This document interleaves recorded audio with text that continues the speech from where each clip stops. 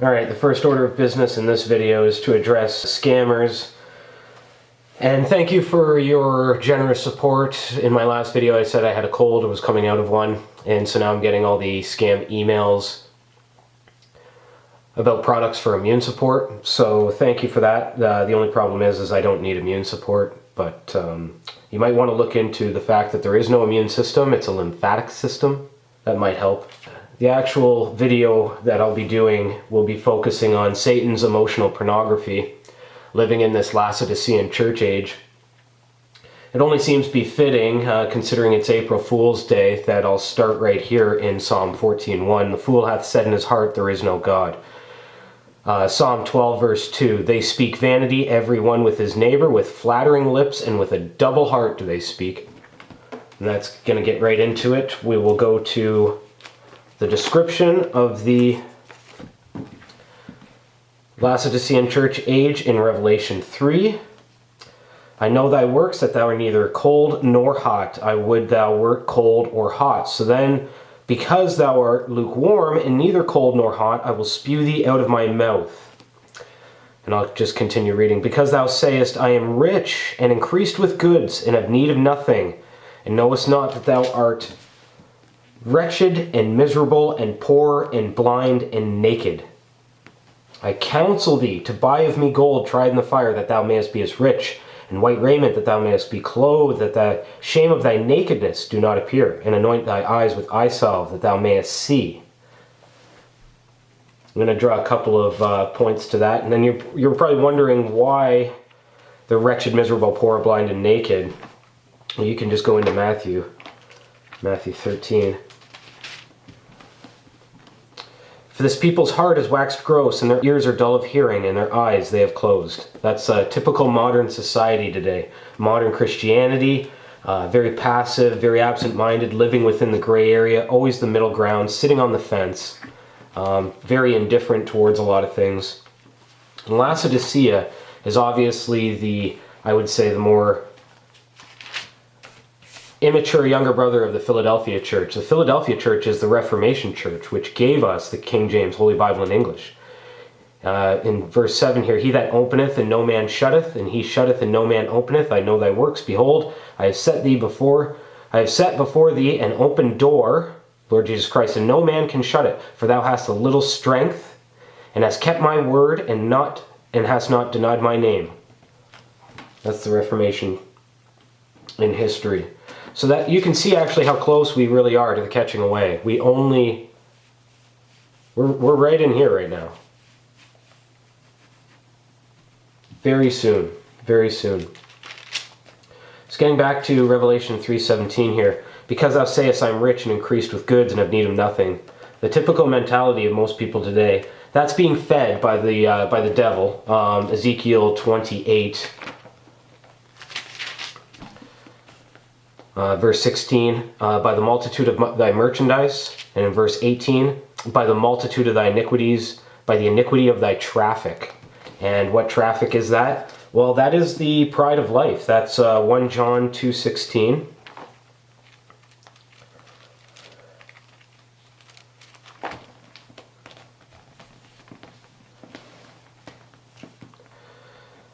For all that is in the world, the lust of the flesh, the lust of the eyes, and the pride of life is not of the Father, but is of the world.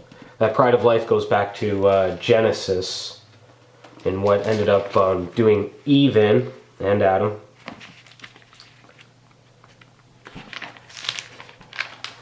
Right here in Genesis 3, verse 6. And when the woman saw that the tree was good for food, and that it was pleasant to the eyes, and a tree to be desired, to make one wise, she took of the fruit thereof and did eat, and gave also to her husband and with her, and he did eat. And the eyes of them both were opened, and they knew they were naked, and they sewed fig leaves together and made themselves aprons, like the Freemasons. But otherwise you can see the tie in there, they knew that they were naked. And the Lord brings it back. Where are we in Revelation? So we're right back to Genesis.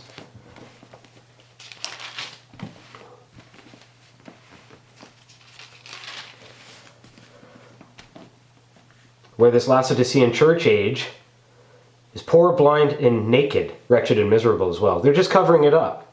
And I'm going to get into why that is, and that's basically Satan's emotional pornography, constantly pumping up people with the pride of life. There's a couple of definitions of the emotional pornography. Kind of went through the biblical definition in 1 John 2:16 and then in 2:17, and also with Genesis 3:6. The, I guess, secular definition, if you want to call it secular, involves setting up an individual to live within the walls of fantasy. And that's what you can see there actually with this Laodicean church age. The reality is far different from what they think. Because thou sayest, I am rich, increased with goods, and have need of nothing. Which is all dead again today. The reality is that they're wretched and miserable, poor, blind, and naked. And you see that with people. They're just covering up. Every time we ask them how they're doing, they say they're fine. I heard once that FINE was an acronym for freaked out, insecure, neurotic, and emotional. And that's pretty much where people are at. So the devil's just feeding into this, into what I would call flatteries, to keep people pumped up in the system and in themselves. And that's going to be in Daniel, because this is his ticket into the kingdom. So you can see that he's going to be 11, Daniel 11. That was his first, that's how he attacked Eve in the garden, and that's how he's destroying this apostate Laodicean church age now in modern society.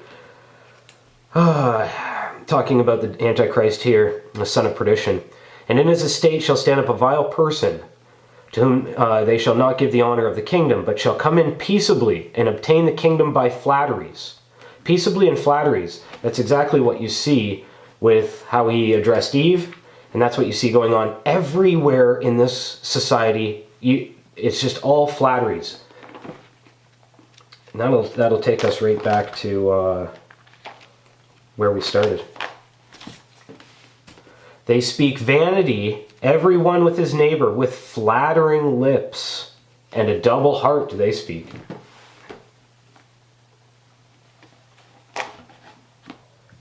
And one thing about this, actually, I'll just get into talking about this.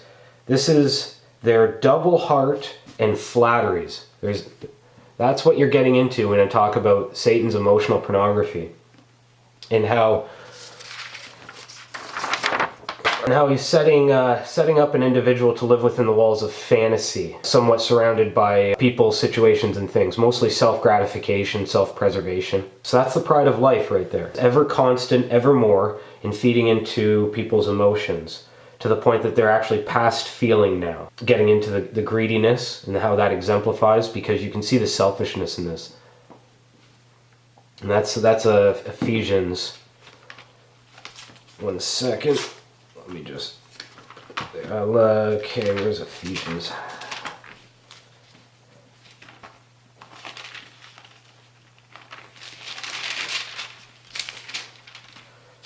Ephesians 4.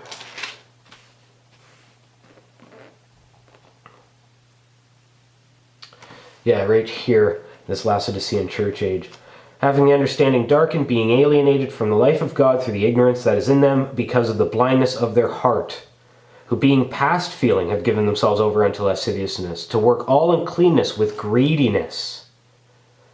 The Lord commands us, therefore, this I say therefore, and testify in the Lord, that ye henceforth walk not as other Gentiles walk in the vanity of their mind. That's vanity of your mind, right there. And that's Satan's emotional pornography, and it's constant. And this is going to lead people right into 1 Thessalonians 5 verse 3, that when they shall say peace and safety, then comes sudden destruction. So it's going to continue all the way down.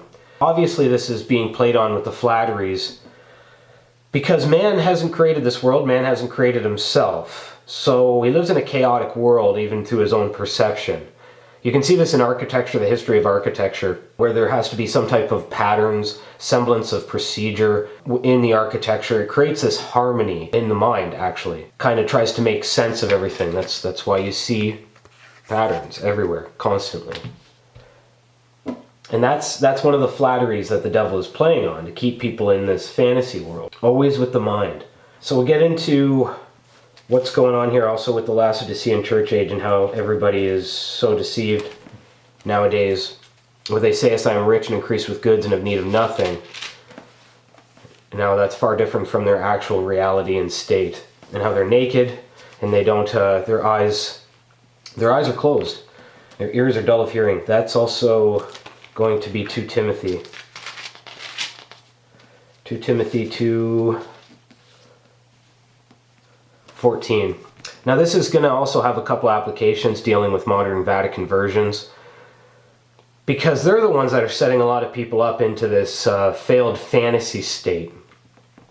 But otherwise, right in here, charging them before the Lord that they strive not about words to no profit. That's what you see right there. Those are words to no profit. We'll get into some other examples here. Here's some more words to no profit. Let me turn that around. So there's a couple of things wrong with this. Obviously, they don't have a free spirit. What they have is an antichrist spirit, spirit of disobedience. You'll see this littered everywhere. You'll see this on YouTube, on social media, all the motivational talk and pumping people up. That's emotional pornography. That's what the meat of this video is basically about, and why the Laodicean church age is so deceived.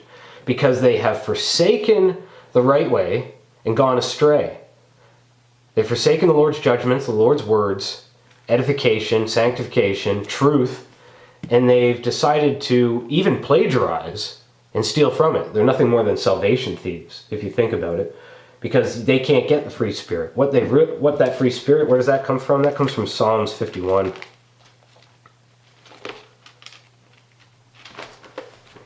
Right in here, verse 12. Now this is in a different dispensation where you could actually lose your salvation, lose the Holy Spirit. Verse 12, restore unto me the joy of thy salvation and uphold me with thy free spirit. So that's what that is. That's plagiarizing that. And all it is, again, devil taking and selling to man to keep him in this failed state of vanity, this fantasy world. That's what it is. Oh, yeah, getting more spam. See, you do a video and they're right on you. They're right on you. They're listening in through the phone. It's hilarious. It's absolutely hilarious. I'm not going to really touch on the prosperity gospel because that's already been exposed plenty of times over. I'll get more into talking about this theft of this free spirit. So we have here 11 characteristics of free spirit personality, not character, personality. You can see in here number 1, trust yourself and live fearlessly. So I think that's interesting. There is no fear of God before their eyes, and they trust in themselves. Lean not upon thy own understanding. You can see just going down through here, what is it? Another one. Your style is completely your own. Well, that's not the case. Most people today are dressing, looking, talking like they're back in the days of Egypt. You just have to show people history. They think that they, again, created themselves. What's this other one? You're not intimidated by authority figures. Well, there goes being led to the Lord Jesus Christ. So you can see this is an antichrist spirit that is taken over when people claim this nonsense. And that'll take us to Job 16:2. So these again, in 2 Timothy 2:14, these are words to no profit. These are flatteries. This is deceit. This is why people are wretched and miserable, poor, blind, and naked. Job 16, verse 2, I've heard many such things. Miserable comforters are ye all. Shall vain words have an end? And that's what you see with stuff like this. Vain words. This is a positive space that welcomes and supports everyone. Well, that's a hypocritical lie right there. It's a straw man too, actually, because if you look at it, the people who believe in this stuff will eventually turn. Just look at what happened with COVID. Everybody's pride and prejudice ended up turning on everybody else. So it's like rats in a hole. They'll end up eating each other apart. If you don't maintain every new mantra and every new ideology and every new artificial construct that comes out with these people because they're deceived by the devil, they'll eventually turn on their own too. And they'll eat each other apart. It's what does it go back to? It's basically survival of the fittest. So you can't have You can't have a space that welcomes and supports everyone when the underlying current is evolution, because evolution is survival of the fittest. So they'll always find something else or someone else to attack. And that's how that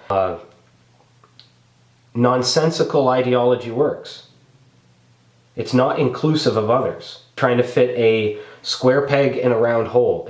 You cannot do it. And again, more word, or what is it, 2 Timothy 2:14, words to no profit. Bring up another example here.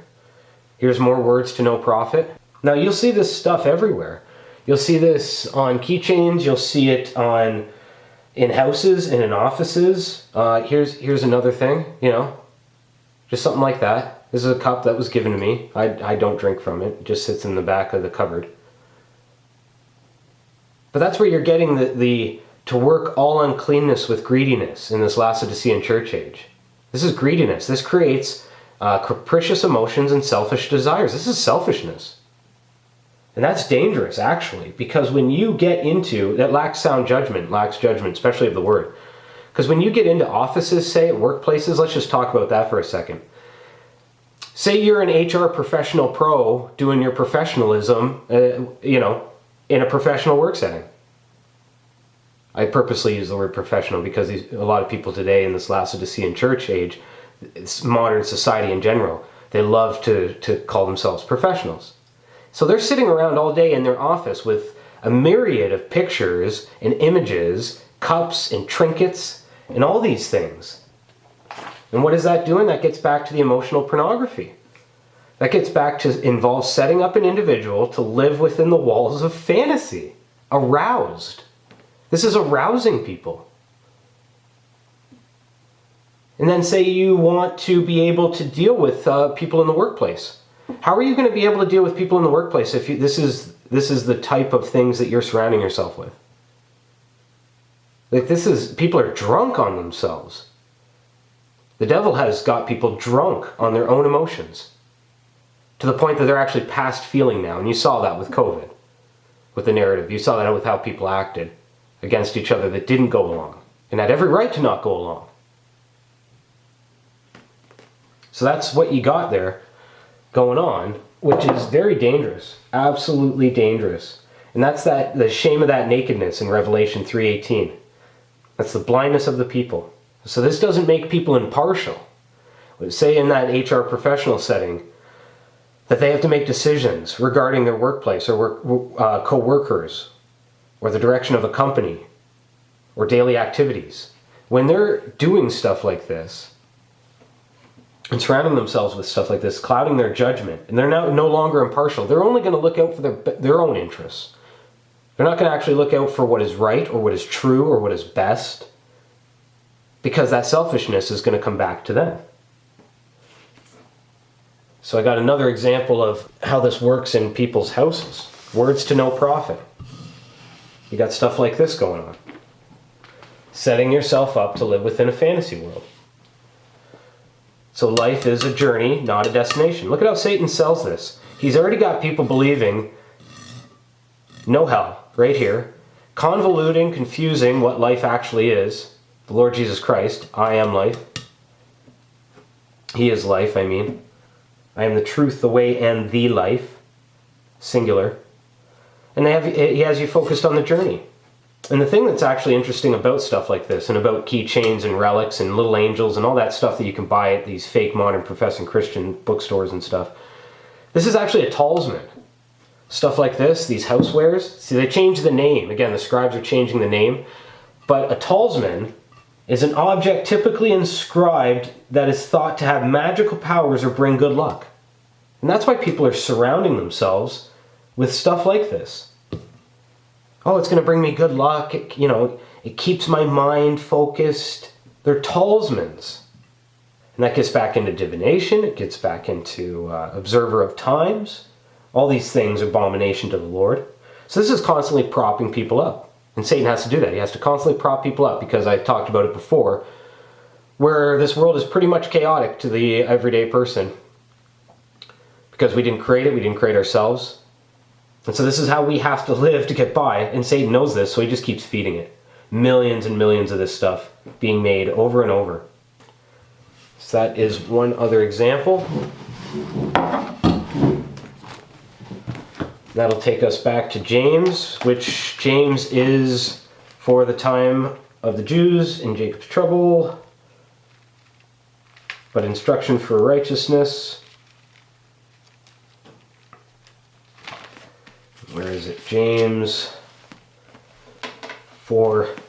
Ye adulterers and adulteresses, know ye not that the friendship of the world is the enmity of God? Whosoever therefore will be a friend of the world is the enemy of God. You're setting yourself up to fail right there. That's a spiritual application as well as a temporal application. Adulterers and adulteresses. So you're spiritually fornicating with the world. You're going to take the devil's trafficked merchandise, stuff like this, and you're going to feed on it with your emotions and get drunk off that. Is this actually used to be old advertising? Let's see if I can bring that up better. See if that'll zoom in. Okay, well, I'll have to read it. This used to be what advertising consisted of.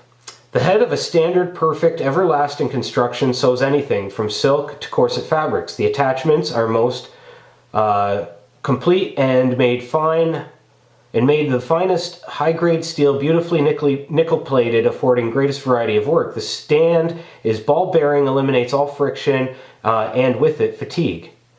Everything in here is a practical application of the mechanical workings of this sewing machine. That's the way advertising used to be. Now, what we've gone to, and that's where this emotional pornography just took right off in the modern era. And I'll play this for you to see the difference. And furnish it with love. Grow apple trees and honey bees and snow white turtle doves. I like to teach the world to sing with me. Perfect harmony. I like to buy the world a book and keep it company. The real I like to teach the world to sing today.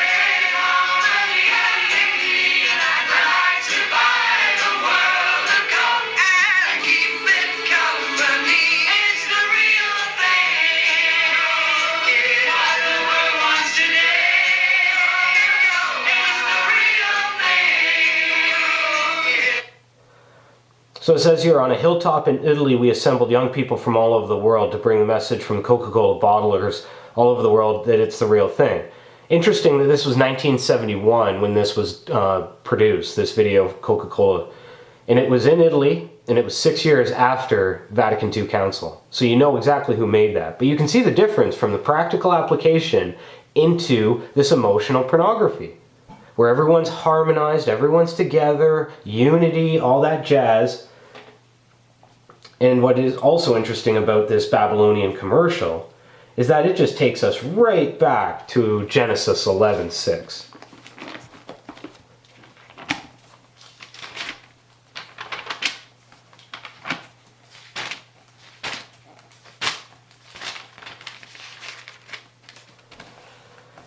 Genesis 11:6, and the Lord said, Behold, the people is one, and they have all one language.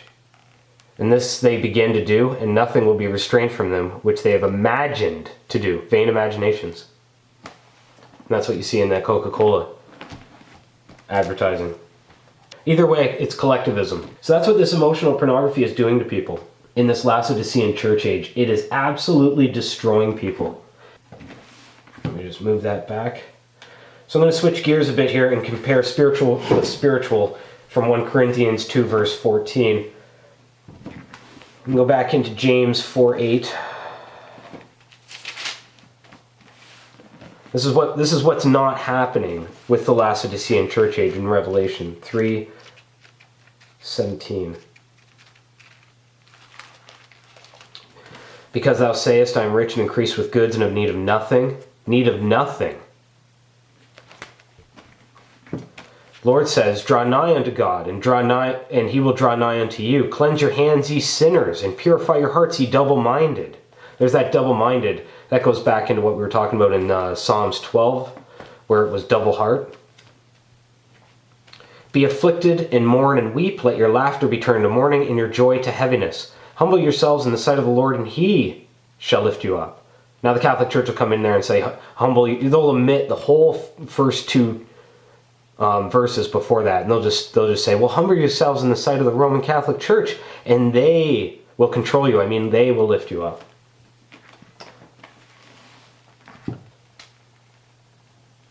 And that kind of gets back into, if you watch the other video that was made, that I put out before this, a couple of videos, where the firefighter was completely distraught about how his life might be coming to an end because of his heart transplant that he needed, which, you know, he had to have done because he took the injections, obviously. All the firefighters had to do that, from what I'm understanding of. All those service providers had to do that.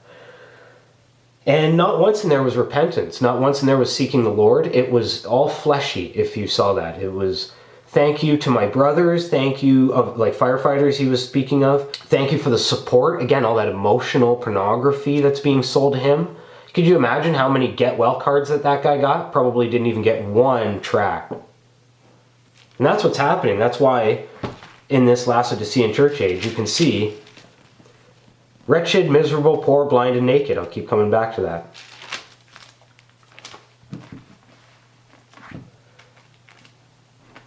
So it's not about being grumpy. It's about reality, too. A lot of this is reason. That this world isn't a pretty little rose-colored glasses situation down here. And that's where the emotional pornography, again, has set people up to fail in this Laodicean church age, which is far different than what, obviously, the Church of Philadelphia had known about. They were not under any type of blindness in that. Like, every part of the history has its own area of blindness, but full-blown apostasy now because of the comfortableness that this modern age has developed, which wasn't there in Philadelphia. And so getting back to the words of no prophet and dismantling that stuff, the emotional pornography that's leading people into being set up to live within the walls of fantasy and be destroyed for it with flatteries, go into Proverbs 3.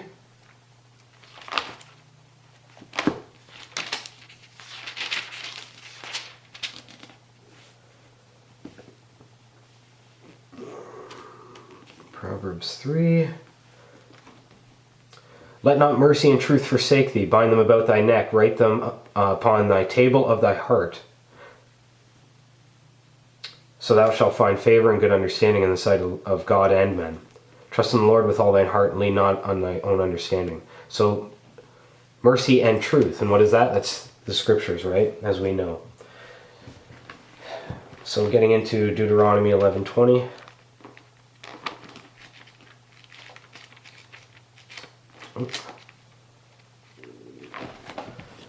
Deuteronomy 11:20. This is a command. Therefore shall ye lay up these words, these my words, in your heart and in your soul, and bind them for a sign upon thy hand, that they may be frontlets between thine eyes. And ye shall teach them your children, speaking of them when thou sittest in thine house, and when thou walkest by the way, and when thou liest down, and when thou risest up. And thou shalt write them upon the doorposts of thy house and upon thy gates. And the reason why we do this also, that your days may be multiplied in the days of your children. So I want to touch on, I did this in my, I talked about who I used to be as I talked about the old man, my unregenerated self, back before being saved about 12 years ago now. And so I took out pictures, and this is what I replaced them with. And you'll probably think, you ripped apart the scriptures. This was from a Zondervan, a Catholic King James version, that I ended up realizing there was subtle differences and discrepancies in there, which I didn't like. So I ended up throwing that out, but keeping a few pages and framing them. And using those frames that used to have worldliness and that vanity of self, that emotional pornography. Even though I didn't have things on my wall like live, love, laugh and all that garbage, I had other things. Like most men, we have other things other than women. It's going to be, whatever it's going to be that's worldly. So again, this isn't about being like grumpy and so forth, because everyone out there is like, well, what do you do if you don't have like all this live, love, laugh, like how are you going to prop yourselves up? Oh, I don't know, probably by the scriptures. Because it has right here in Corinthians 2:9, but as it is written, eye hath not seen nor ear heard, neither have entered into the heart of the man the things which God hath prepared for them that love him. Isn't that a great thing to look at every day on your wall? And so that's what I've done with that. Here's another one. Let me just move some of this out of the way. So could you imagine if you went into an office space at work and say that HR professional I was talking about earlier had stuff like this on their walls, where they're going to read from Proverbs 11:1, a false balance is abomination to the Lord, and a just weight is his delight. So they'll go into a situation having an understanding of good judgment. And what is that? That's off the top of my head. I'm trying to think of this. Psalms 19:9. Psalms 19:9.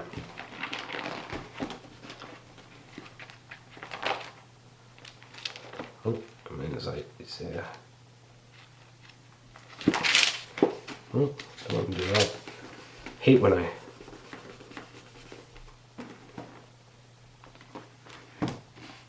So the law of the Lord is perfect, converting the soul. The testimony of the Lord is sure, making wise the simple.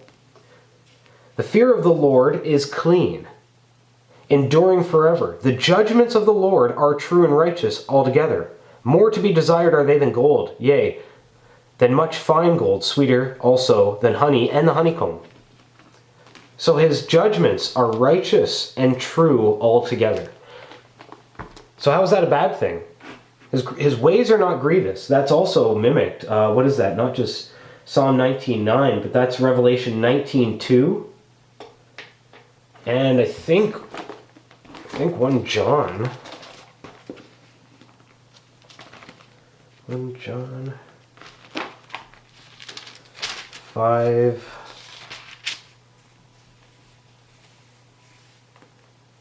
Yeah. For this is the love of God, that we keep his commandments, and his commandments are not grievous. 1 John 5:3. So getting back to the office space, because again, it's one thing to have in your home, but imagine if you had to deal with people at work that actually had proper judgment. They were sound-minded, they weren't double-minded, they weren't double-hearted, seeking their own, because they're drunk off of emotional pornography that's been sold to them by the devil. So they can actually think straight, they can actually make better decisions for themselves and other people, and don't just seek their own benefit, which is unfortunately why in the Laodicean church age, getting back to Revelation 3:17, or actually 3:15, that they're indifferent.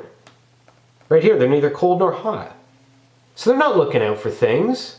That's self-preservation. That's self-gratification. That's what leads you into gray area. And that's a huge problem nowadays. You can't get people to act on anything good, let alone anything right. And it's I've highlighted these things. The fruit of righteousness is tree of life. It keeps people in check. What this stuff, again, getting back to what I said about not being grumpy, because people would have it pegged that, where is it? Oh, I'll just use the cup again. That if you don't have stuff like this around, that you're going to be grumpy, you're going to be mad and upset all the time. And that's not the case. What this does is, guilt and shame actually stop you from doing stupid things. So some of this, you read it, I have right down here in the corner, they're of a froward heart, an abomination to the Lord. But such as are upright in their way are his delight. Keeps you in check. So it's not about being grumpy. It is, like mentioned in Psalm 19:9. That his judgments, they're true and righteous. And they'll add days to your life. They'll multiply days to your life. So this emotional pornography has become a real hurdle nowadays. And I'll get back to it. Stuff like that. It's a real hurdle nowadays. To reach others, because they're stuck on this stuff, like life is short, enjoy it while you can. Only you are in charge of your happiness. And then you can see the rest of the rules and how they actually are very passive. They keep people shut up. They keep people stupid. Let it go, ignore them, give it time, don't compare. Throw yourself on autopilot. That's that emotional pornography that Satan's selling. This is the flatteries that he's coming into the kingdom with. And here's another one that you'll find in workplaces. So instead of having the truth, they'll have stuff like this. Be the bridge. What does it say there? It's a little... Problems become opportunities when the right people join together. And who are the biggest bridge builders? Oh, that's from the Catholic Church. They've been spewing that garbage out for decades. Be a bridge builder. Yeah, build a bridge to what? To where? They'll never tell you that. Because it goes back to that Coca-Cola ad. Just one language, one people. So it's full steam ahead. Absolute full steam ahead with this garbage. Flatteries from the devil. This emotional pornography. We're just setting people up to live within the walls of fantasy. And God's going to give them over to strong delusion with this. And that's what you see. That's, they want to serve Satan. They're going to get Satan. There was an old adage. You don't hear of old adages anymore. Obviously, that's not surprising because the youth don't seem to care. And they were never really passed down to the youth from what I've seen from the older generations. But this is over and over with this stuff. The path to hell is paved with good intentions. And that's where I'll leave it at this video.